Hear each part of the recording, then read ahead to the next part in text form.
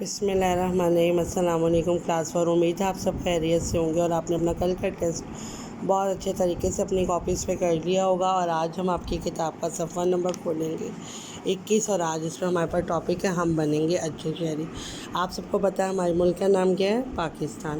اور ہم پاکستان کے کون سے شہر میں رہتے ہیں؟ لاہور میں۔ اور شہری کسے کہتے ہیں؟ جس شہر میں ہم رہتے ہیں اس کے جو بھی لوگ ہیں، جیسے ہم لاہور کے شہری ہیں، ٹھیک ہے۔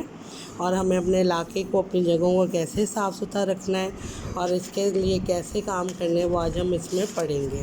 سب سے پہلے آپ پڑھیں گے تلفظ کے الفاظ۔ سب سے پہلے ہیں جی خوشگوار، جھینک، غلطی، خرامہ، ضابطے، احترام، محبت۔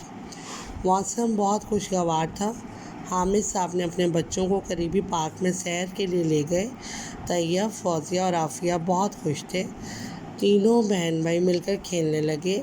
کھیلتے کھیلتے وہ پارک میں دور تک چلے گئے۔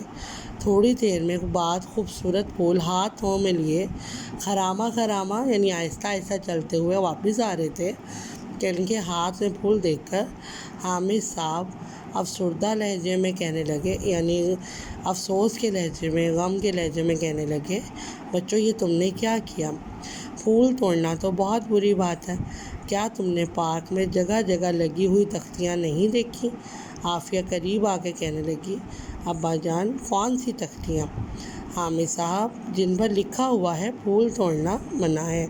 طیب نے کہا، ابا جان تختیوں کا تو ہمیں خیال ہی نہیں رہا، پھول اچھے لگے ہم نے توڑ لیے، لیکن ہمیں کسی نے نہیں دیکھا۔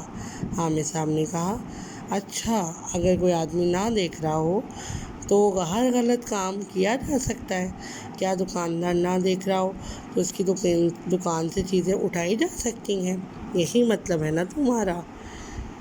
طیب جم کر بولا، یعنی گھبرا کر، شرما کر بولا، نہیں ابا جان ہمارا یہ مطلب ہرگز نہیں، ہم نے واقعی غلطی کی ہوئی، ہم آپ سے وعدہ کرتے ہیں کہ آئندہ کبھی ایسا کام نہیں کریں گے۔